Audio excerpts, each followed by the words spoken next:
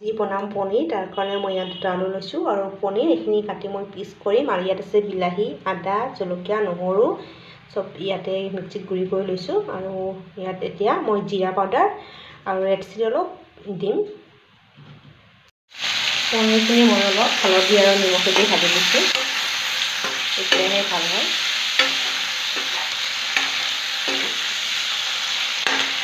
ইয়াত অলপ red chilli আৰু জিৰা পাউডাৰ দিছোঁ আৰু এতিয়া দিম হালধি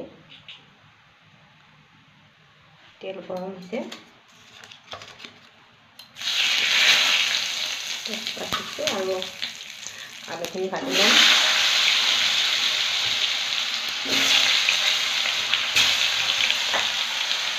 দিম মছলা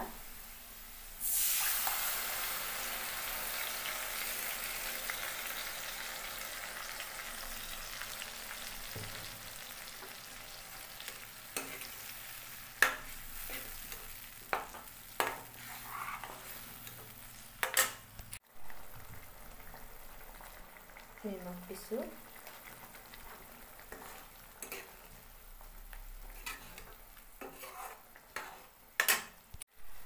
মছলা ভাজা হৈ গ'ল এতিয়া দিছোঁ মটৰ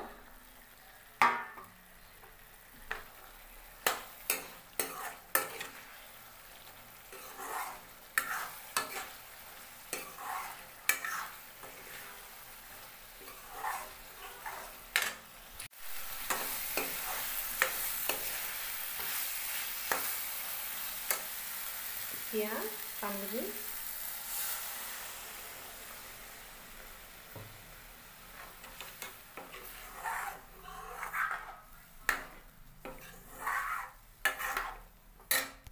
এতিয়া দিম পনীৰ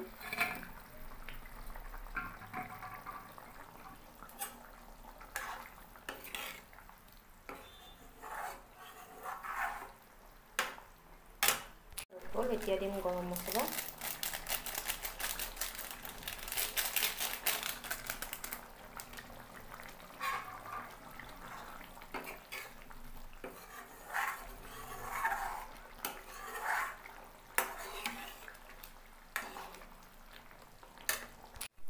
এয়া আছিলে মোৰ আজিৰ ৰেচিপি চাই কেনেকুৱা লাগিছে জনাব ধন্যবাদ ৰঙালাও চব্জি চালাড আৰু পনীৰ